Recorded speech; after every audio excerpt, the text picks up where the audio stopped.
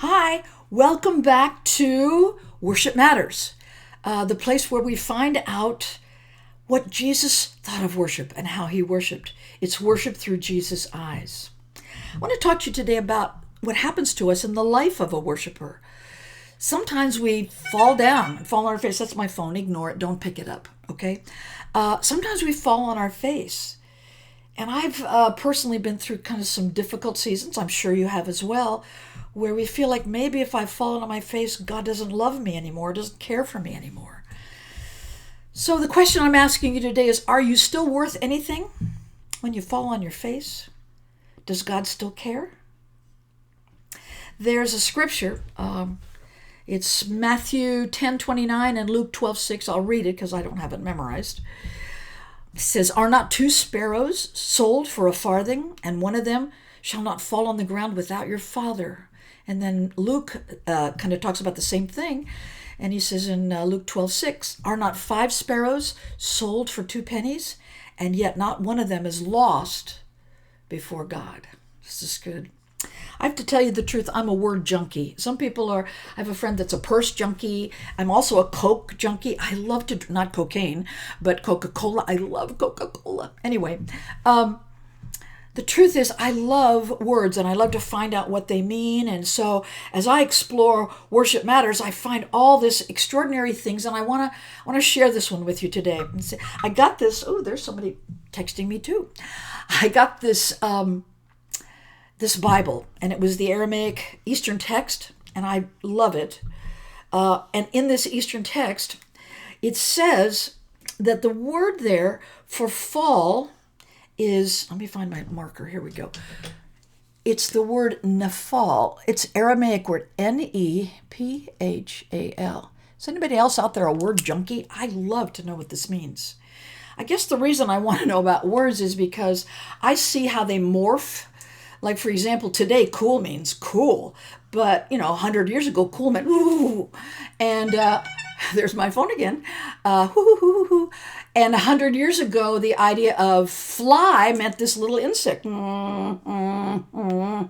But today, kids say, "Oh, Miss Terry, you look fly." And that means something totally different. In fact, I didn't know what that meant exactly when the young man said that to me the first time. So my point here is I want to find out what these words mean, because I think it's important for us as worshipers in spirit and truth to know exactly what Jesus saw, and he spoke Aramaic, so he knew this word, okay?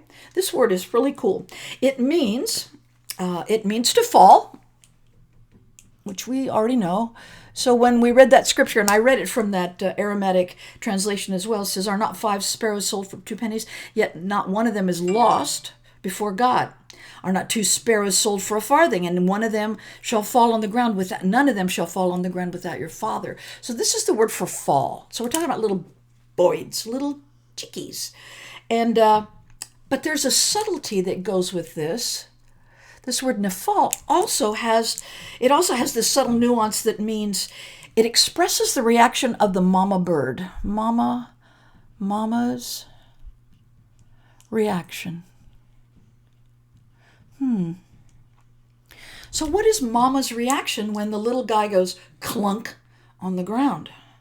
Well, the truth of it is she expresses her ahava, which we talked about before, and she goes down and flies down and covers that baby with her wings.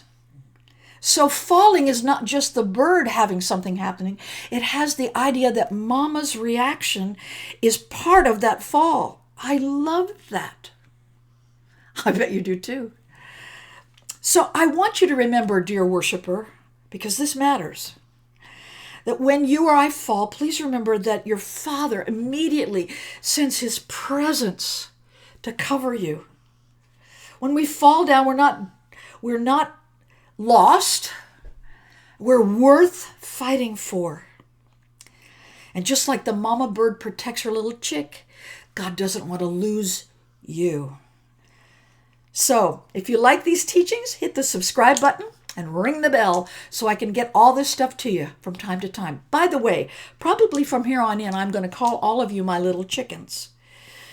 And I call you little chickens because the concept of chicken has to do with The ancient Hebrews believed that that God had the character of a mama bird that would protect, like Nephal. She'd come and cover the people that she loved. And so Jesus even makes this reference too. He says, Jerusalem, he's going into Jerusalem. He says, oh, I wish that you'd have let me come. I wanted to cover you with my wings, but you wouldn't have any of it. So if I call you a chicken, it doesn't mean you're scared of anything, and it doesn't mean anything bad. It just means that you are a little chick worth saving, even if you feel lost. So I'll see you next time. Remember, subscribe, ding. Got it?